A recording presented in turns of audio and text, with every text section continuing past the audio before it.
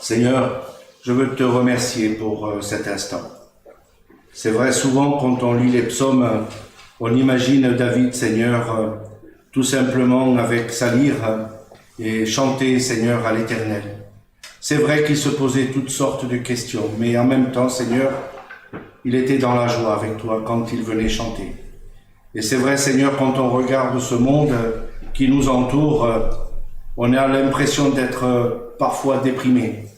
Mais en même temps, Seigneur, nous voulons te remercier parce que tu nous as fait une grâce particulière, Seigneur, en venant mourir sur la croix pour nos péchés. Et nous en prenons toute conscience, Seigneur, dans ces moments difficiles parfois dans nos vies, nous en prenons conscience, Seigneur, que tu es là. Tu es présent avec nous, malgré nos inquiétudes, malgré nos doutes, malgré, Seigneur, nos faiblesses, tu es là avec nous, Seigneur. Je veux tout particulièrement ce matin te remercier. Je voudrais te remettre aussi ce moment aussi entre tes mains, le moment de l'exhortation, le moment, Seigneur, où nous allons tout simplement ouvrir ta parole et voir ce que tu as à nous dire au travers de ta parole. À toi on revienne toute la gloire, au nom du Seigneur Jésus-Christ. Amen. Amen. Alors ce matin, j'ai choisi un seul verset. Enfin, un seul verset qui va introduire, bien sûr, une prédication. Ce verset se trouve dans l'épître de Pierre, la première épître de Pierre, chapitre 3, et le verset 15. Première épître de Pierre, chapitre 3, verset 15. Mais sanctifiez dans vos cœurs Christ le Seigneur, étant toujours prêt à vous défendre avec douceur et respect devant quiconque vous demande raison de l'espérance qui est en vous. Je relis ce verset. Mais sanctifiez dans vos cœurs Christ le Seigneur, étant toujours prêt à vous défendre avec douceur et respect devant quiconque vous demande raison de l'espérance qui est en vous. En travaillant cette prédication de ce matin, je pensais à un article que j'ai trouvé en fin de l'année dernière. Alors j'ai dû faire mémoire à ma cervelle pour retourner à cet article que j'ai trouvé dans un journal, et après avoir relu cela sur Internet, voici ce que cet article disait. C'est une page de l'histoire de la télévision française qui se tourne. Après 33 années à la tête du JT de 13h de TF1, Jean-Pierre Pernaut, 70 ans, va quitter son fauteuil en fin d'année pour le remplacer dès le 4 janvier 2021, celle qui fut sa concurrente sur France 2 pendant 4 saisons. Marie-Sophie Lacaro, 45 ans, recrutée par surprise par TF1 et à un poste ultra stratégique par la chaîne 5,8 millions de téléspectateurs, dont 41,3% de part d'audience. Je ne sais pas si c'est réellement une surprise, mais à mon avis, il fallait un personnage pour remplacer Jean-Pierre Pernaut. Alors, d'après ce que j'ai entendu, il n'est pas parti à la retraite. Enfin, moi, j'aurais été lui, à 70 ans, je serais parti littéralement à la retraite. Mais il continue dans son travail, en tout cas dans une autre chaîne qui fait partie du groupe de TF1, et il continue. Et en pensant à cela, eh bien, j'ai intitulé le message de ce matin « Transmettre l'évangile aux générations futures ». Alors, c'est pas Jean-Pierre Pernaut qui est allé choisir la nouvelle personne qui va prendre sa place, c'est le groupe de TF1, mais le groupe de TF1 a quand même réfléchi à l'après-Pernod. Qu'on le veuille ou pas, personne n'est éternel et on voit bien que certaines personnes, pendant un certain temps, ont réfléchi à un moment donné de dire, si Jean-Pierre Pernod lui arrivait quelque chose, qui on va mettre à sa place? Je pense que nous, en tant qu'Église, on est confrontés à ce défi. Et depuis 2000 ans, quand on regarde la parole de Dieu, l'Église est confrontée, les chrétiens sont confrontés à transmettre, comme nous l'a rappelé l'apôtre Pierre, à nous défendre avec douceur et respect devant quiconque vous demande raison. Et je pense qu'un enfant de Dieu doit comprendre cet aspect et doit réfléchir quand une personne lui demande raison, mais tu es un chrétien? Tu vas où? Qu'est-ce que tu fais le dimanche matin?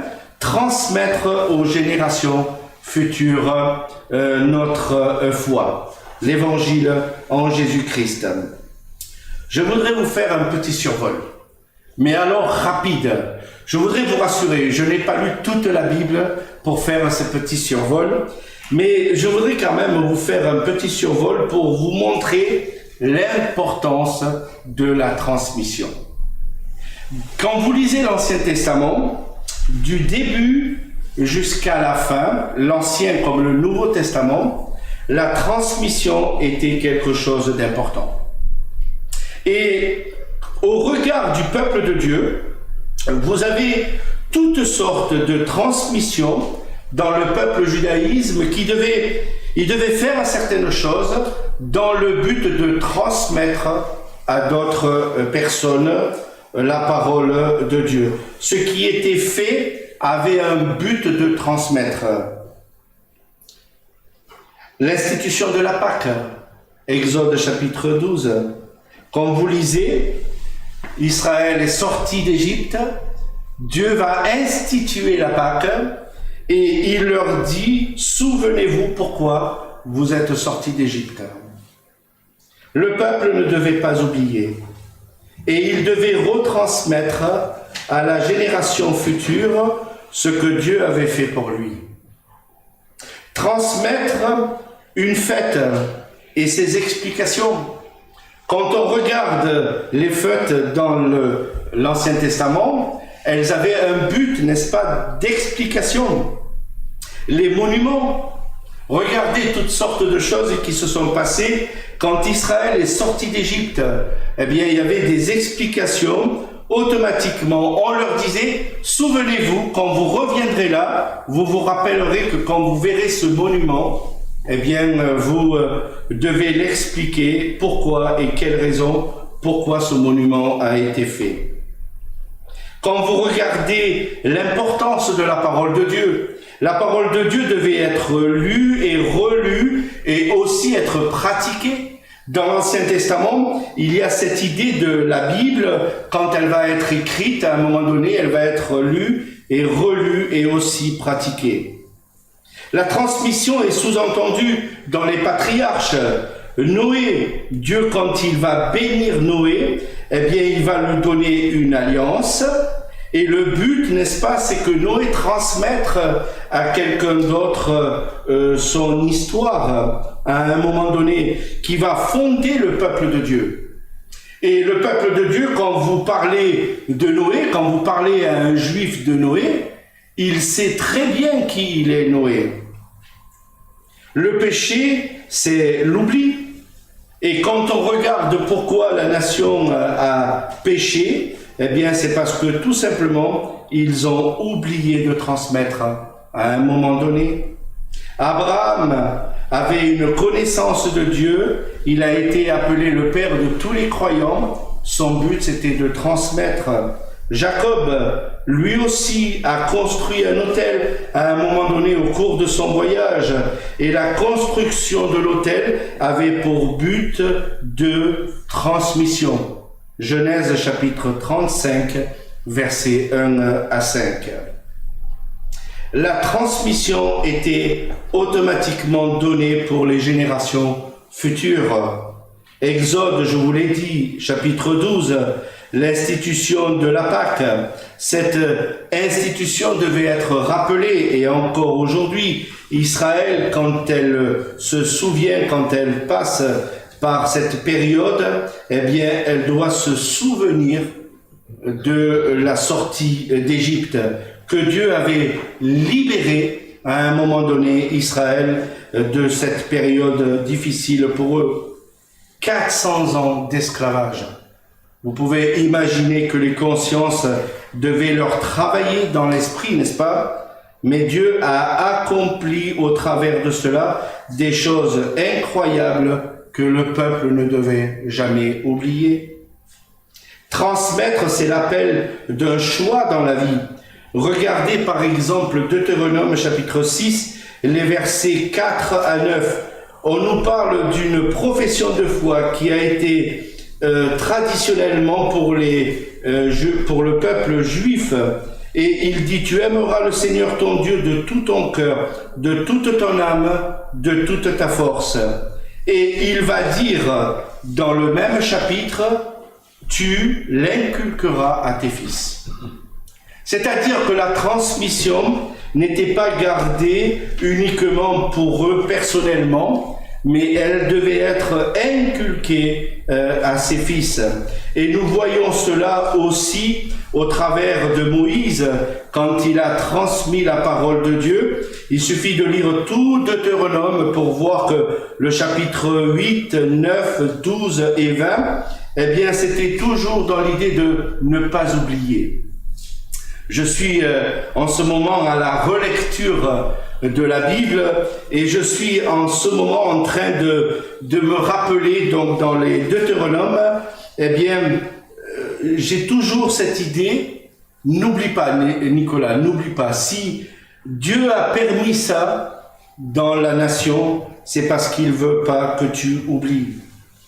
L'enseignement pour nous aujourd'hui, notre monde doit transmettre quelque chose à la partie, je dirais, qui reste. Alors notre monde aime bien transmettre un héritage à ses enfants. C'est la loi française, paraît-il. Mais vous savez, Moïse n'a pas transmis une tente. Moïse a transmis une loi aux prêtres. Il suffit de regarder Deutéronome chapitre 31, verset 9. Ça doit nous inspirer. Moïse n'a pas transmis une tente. Moïse a transmis la loi. Et c'était plus important à ses yeux de transmettre la loi. Transmettre, c'est aussi se poser des questions. Vous savez, quand vos enfants vous demandent, mais à quoi ça sert ce que tu fais? Pourquoi tu vas le dimanche matin à l'église? Pourquoi tu fais ceci ou pourquoi tu fais cela? Eh bien, lorsque vos enfants vous demanderont, eh bien, ça doit être pour vous un témoignage dans votre vie. C'est ce que Dieu a demandé à Josué. C'est un témoignage. Voilà pourquoi mon engagement doit servir à transmettre aux générations futures. Dieu a fait des reproches dans le livre des Juges. Nous voyons que la transmission va prendre défaut. Voilà ce qu'il va dire à un moment donné dans Juges chapitre 2, verset 10. Il se leva une autre génération qui ne connaissait pas le Seigneur, ni l'œuvre qu'il avait accomplie en Israël. Je me dis, est-ce qu'on peut oublier à ce point Dieu? Est-ce qu'on peut oublier ce que Dieu a fait pour Israël? Mais oui, la Bible nous dit qu'il y a une génération complète qui a oublié ce que Dieu avait fait pour Israël et ils n'ont pas pu transmettre aux autres ce que Dieu avait fait pour eux. Et le livre de Juges dit, vous m'avez oublié. Vous m'avez oublié. Quand on lit le livre des Proverbes, on voit l'enseignement que Dieu va donner à un père et un fils afin qu'ils n'oublient pas. Et dans le Nouveau Testament, on voit aussi cette transmission de la part de l'Église. Et c'était important en tant qu'Église de retransmettre à d'autres personnes. Alors bien sûr que l'Église au début s'est occupée des pauvres, c'est vrai que l'Église au début s'est occupée des veuves, c'est vrai qu'au début l'Église devait mettre des anciens, des diacres et des diaconesses, c'est vrai que l'Église avait cette préoccupation, mais en attendant, elle devait aussi retransmettre. J'ai souvent rigolé quand j'arrive dans le livre des Actes des Apôtres, où l'apôtre Paul prêche, Actes chapitre 20, et verset 9, et où cet enfant qui est au bord de la fenêtre, il en avait sûrement marre d'écouter l'apôtre Paul, et la Bible nous dit que l'enfant est tombé. Et bien sûr qu'il a été guéri, puisqu'ils sont allés le guérir à un moment donné, mais c'est pour vous montrer que bien souvent aujourd'hui, les paroles qu'on puisse dire, retransmettre, c'est pas toujours évident pour notre nation aujourd'hui. Qui n'a pas entendu « Maman, tu m'ennuies avec cela » ou « Papa, tu m'embêtes » ou encore « Mais c'est pour les vieux ça, c'est pas pour moi ».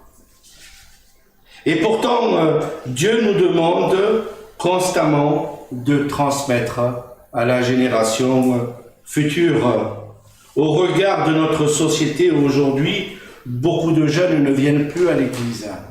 C'est un constat, c'est une situation que nous prenons acte aujourd'hui, et en plus avec la pandémie, à l'heure actuelle, bien sûr que bien d'autres personnes ne veulent plus venir à l'église.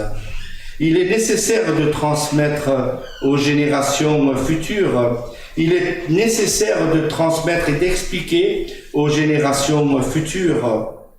Alors dans la pratique aujourd'hui, c'est vrai qu'on ne peut pas se réunir tout le temps à l'église.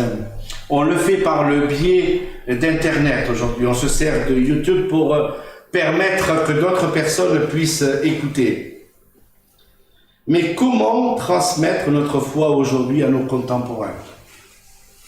Comment ceux qui écoutent là ce matin, comment transmettrez-vous votre foi à la génération future?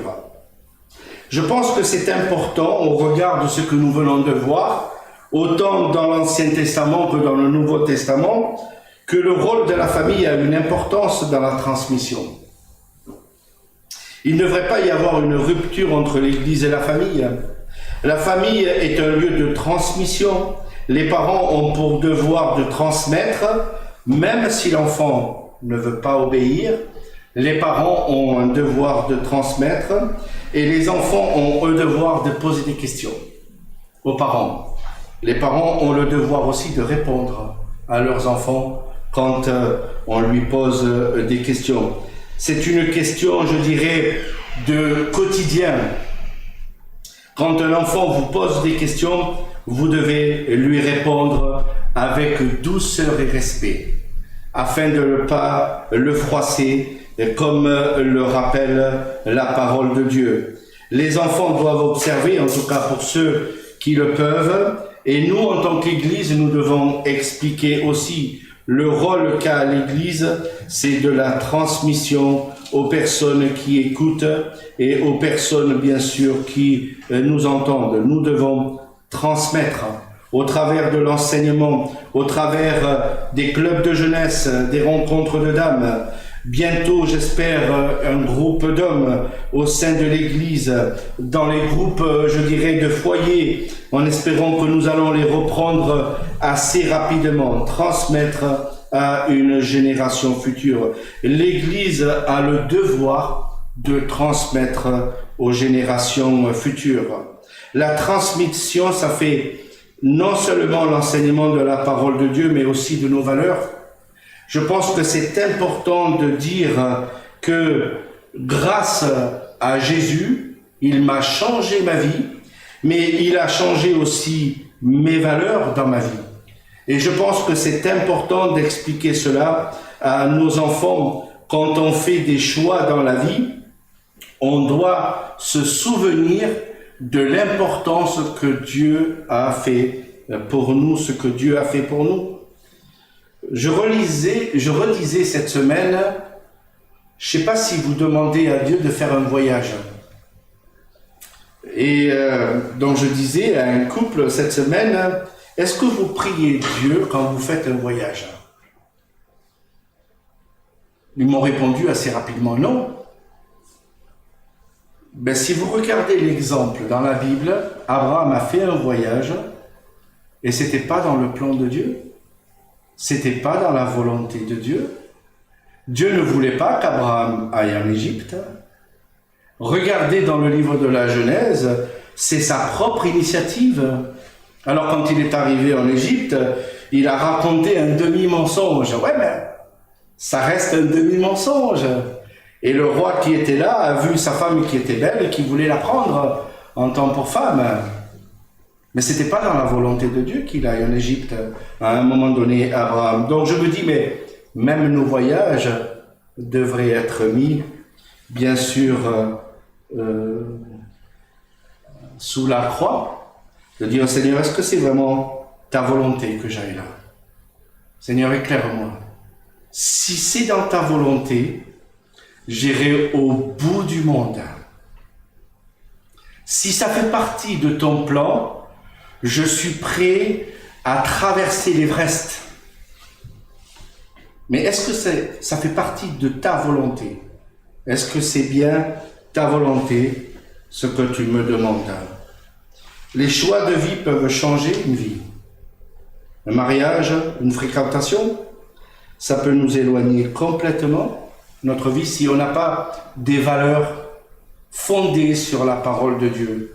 Si on oublie ces valeurs dans notre vie. L'alcool, le tabac, les drogues de toutes sortes peuvent nous éloigner de Dieu.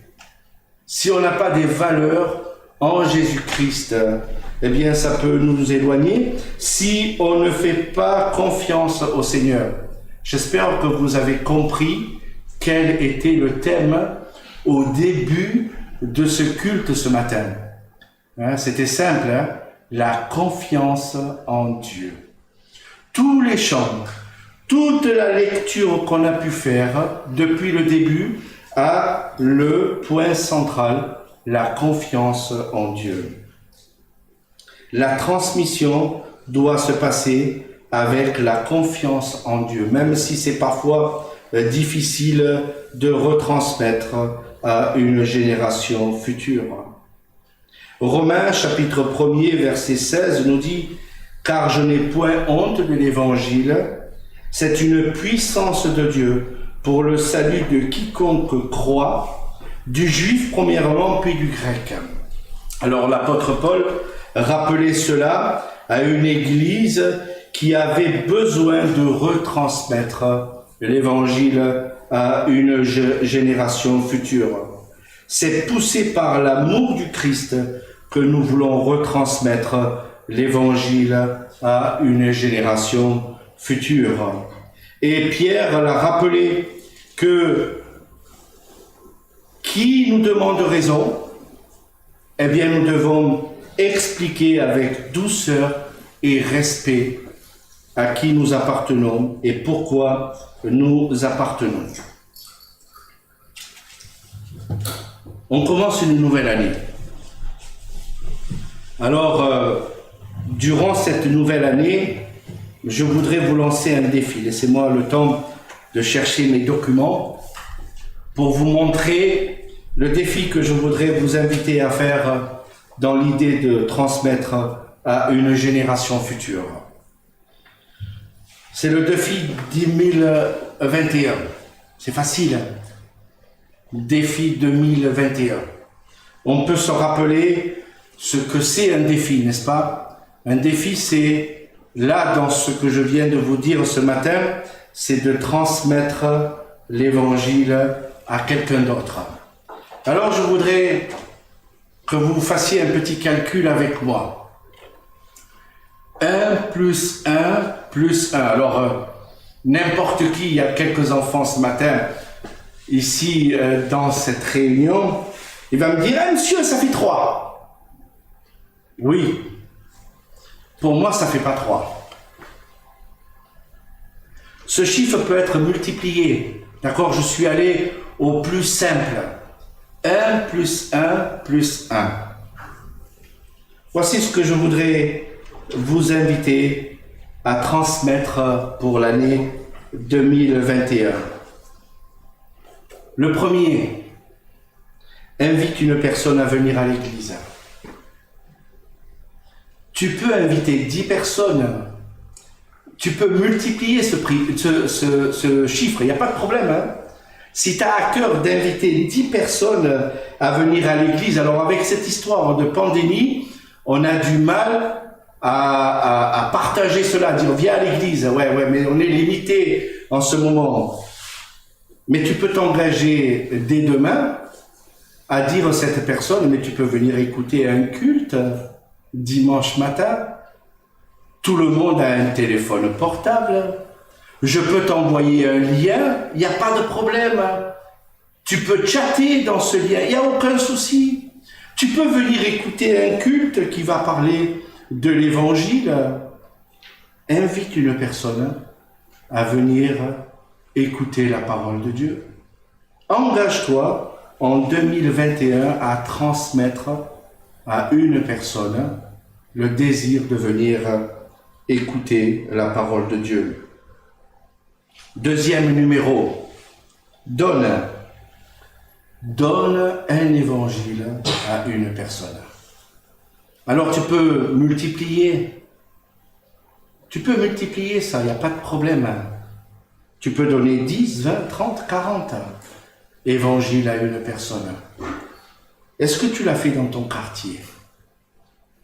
Est-ce que tu as pris le temps, parce que là il n'y a pas de pandémie, quand tu vas prendre un petit peu l'air dehors, est-ce que tu as pris le temps de dire tiens mais j'ai un voisin, là j'ai une voisine, elle n'est pas dans l'évangile, cette personne. Est-ce que tu as pris le temps de donner un évangile à cette personne? Ben, tu peux t'engager à transmettre à une génération future la parole de Dieu, à une autre personne que toi, de te dire une fois par semaine, eh bien, je peux distribuer quelques traités, je peux donner quelques traités à une personne, vous pouvez venir nous voir, on en a plein de traités, on a plein d'évangiles, vous pouvez les distribuer sans aucun problème. Et puis le troisième, c'est partage. Partage l'évangile avec une personne. On m'a souvent dit que certaines personnes pensent que partager l'évangile, c'est quelque chose de très, très difficile. C'est donné à des experts. Je ne suis pas un expert, certains me disent. Donc, je vais téléphoner à mon pasteur. Il a le temps, lui, de partager l'évangile à quelqu'un d'autre. Je n'ai pas toujours le temps, moi, de partager l'évangile. Donc, je n'ai pas toujours envie de le faire. Mais je pense qu'on peut se donner pour défi de partager l'évangile. Je vais vous donner un exemple de la facilité de partager l'évangile. Le monde doit savoir et doit reconnaître que Dieu a tant aimé le monde qu'il a donné son Fils unique, afin que quiconque croit en lui ne périsse point, mais qu'il ait la vie éternelle. Le monde doit reconnaître cela. S'il ne reconnaît pas cela, c'est l'enfer pour lui. Et littéralement l'enfer. C'est-à-dire, il est perdu. S'il n'accepte pas Jésus, il est perdu. Deuxième, c'est qu'il doit se rendre compte qu'il est perdu. Beaucoup d'êtres humains ne se rendent pas compte qu'il est perdu. Et si on ne lui dit pas à cette personne, eh bien, il ne se rendra jamais compte qu'il est perdu. Troisième chose, c'est qu'il doit se repentir. C'est important de se repentir. Je suis passé par la repentance en acceptant Jésus-Christ. Et nous devons expliquer à ce monde qu'il doit passer par la repentance. Et enfin, le troisième R, c'est de recevoir Jésus-Christ dans son cœur. Voyez-vous, c'est facile de partager l'évangile. J'ai pris moins de 2 minutes. Je pensais que je devais prendre 10 minutes, 1 heure pour partager l'évangile. Je viens de le faire en moins de 2 minutes. reconnaître, se rendre compte, se repentir et recevoir Jésus-Christ. Alors, qu'est-ce que vous allez transmettre en 2021? Qu'est-ce que vous allez transmettre à la génération future? Je suis convaincu que Dieu peut nous aider. Et j'en veux pour preuve. Je vais prendre un autre passage dans la parole de Dieu. Actes chapitre 1er. Actes chapitre 1er.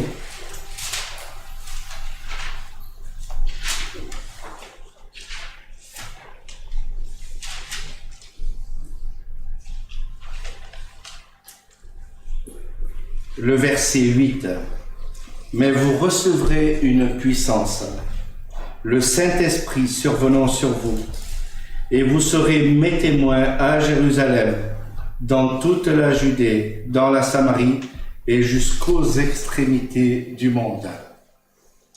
Alors, arrêtez de venir me voir pour me dire je sais pas comment faire. Comment?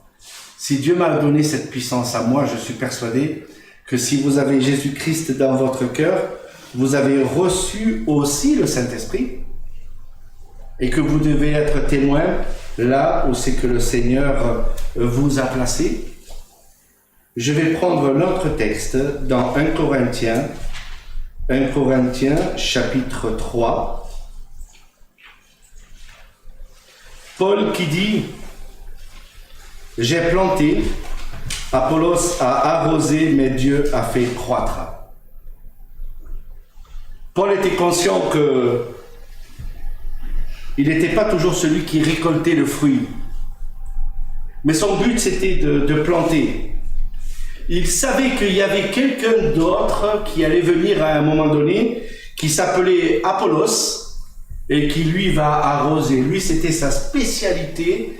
Il avait un arrosoir spirituel et il a arrosé la plante que Paul a plantée à un moment donné. Mais croyez-le ou pas, il n'y a que Dieu qui fait croître.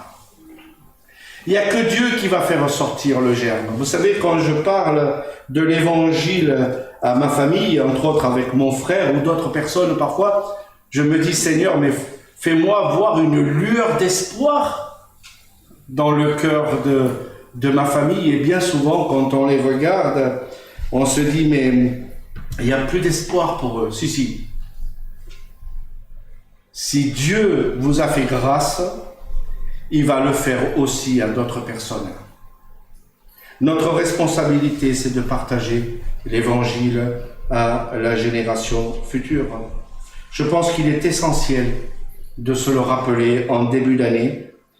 Invite une personne, invite-la à écouter un message, donne-lui un évangile et partage l'évangile. Alors, si c'est trop dur, bien envoyez-moi un petit SMS en me disant « Nicolas, c'est trop dur pour moi, mais je te demande une chose, prie pour moi.